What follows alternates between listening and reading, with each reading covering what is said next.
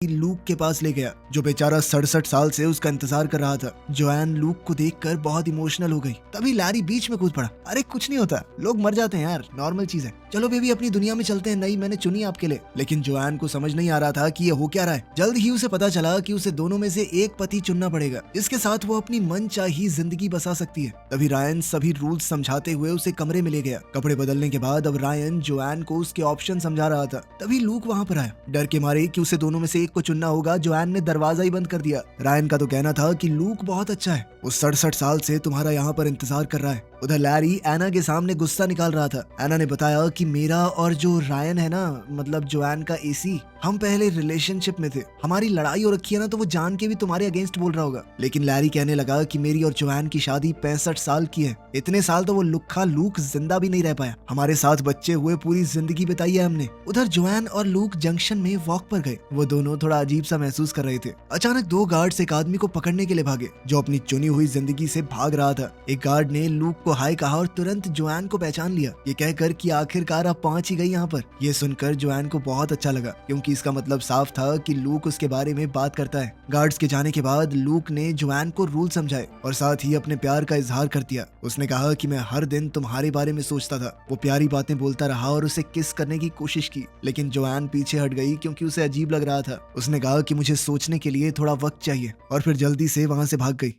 कुछ ही मिनटों बाद लैरी जोएन के कमरे में घुस गया, बहुत सारे आगे की जिंदगी के ऑप्शन लेकर। जोएन घबरा गई और लैरी पर चिल्लाने लगी। उसने उसे भी वही जवाब दिया कि मुझे अभी थोड़ा वक्त चाहिए सोचने के लिए। वो कहने लगी कि पिछले कुछ दिन मेरे बहुत भारी थे। तुम्हारी मौत के बाद पता है मेरी बेस्ट फ्रेंड की भी मौत हो गई। इस बात से लैरी थोड़ा खुश हुआ, क्योंकि वो वैसे भी उसे खास पसंद नहीं थी। लैरी को याद आया कि स्क्वाट करने से जोएन हमेशा शांत हो जाती थी। बुजुर्ग होने के बाद से जोएन स्क्वाट नहीं कर पा रही थी, इसीलिए अब जवान होकर दोबारा से शरीर ताकत महसूस करके उसे बहुत अच्छा लगा। उधर लैरी फिर से कुछ खा रहा था और उसका गले में दोबारा खाना अटक गया। इस बात से जोएन अचानक घबरा गई, लेकिन लैरी हंसने लगा कि मर तो चुका हूँ, मजाक कर रहा था मैं बस। इसके बाद लैरी आराम से बेड पे लेट के रिलैक्स करने लगा, लेकिन जोएन ने उसे लात मार के बाहर निकाल दिया, जिसके बाद उस बेचारे को अपने बेसमेंट वाले कमरे में जाना पड़ा। लेकिन वापस जाते हुए लैरी ने एक बोर्ड देखा, जिसके ऊपर मरे हुए सिंगर डीन मार्टिन के शो का प्रमोशन था। जोएन को वो सिंगर बहुत ज्यादा पसंद है,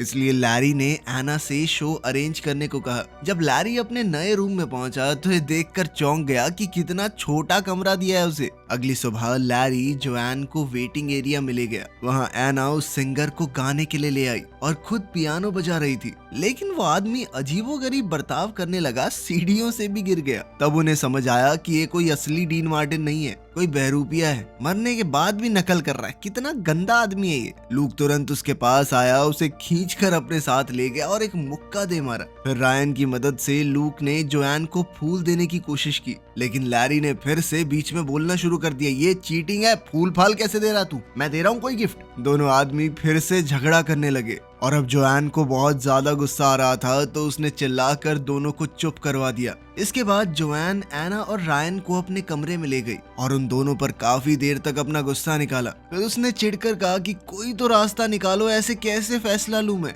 कोऑर्डिनेटर्स ने रूल तोड़ने के लिए एक लंबी फोन कॉल की। कुछ देर बाद जोएन अपने दोनों पतियों को रूम में ले आई। कोऑर्डिनेटर्स ने बताया कि तुम्हारा केस थोड़ा सा खास है, इस वजह से हमें एक स्पेशल वीजा मिला है। जोएन को 2 बार चुनने की इजाजत मिलेगी। एक बार के लिए वो लैरी के साथ अपनी जिंदगी जाकर देख सकती है और एक बार लूक के साथ। उसके बाद उसे फैसला करना ही होगा। दोनों लड़के फिर से झगड़ा करने लगे कि पहले कौन जाएगा और उनके बीच में हाथापाई होने लगी। इसलिए जोएन फिर से चिल्ला पड़ी। उसने कहा कि पहले कौन जाएगा ये हम टॉस करके पता लगाएंगे। फिर से बहस शुरू हो गई। इस बार रायन ने दोनों को रोका। लैरी ने सिक्का उछाला और लूक जीत गया। ट्रेन राइड के दौरान लूक और जोएन पुराने दिन याद करते रहे। जल्द ही वो एक खूबसूरत पहाड़ पर पहुंचे, जहां साफ आसमान और हरा भरा जंगल है। घूमते हुए दोनों ने बहुत मजे किए, एक दूसरे का हाथ थामकर।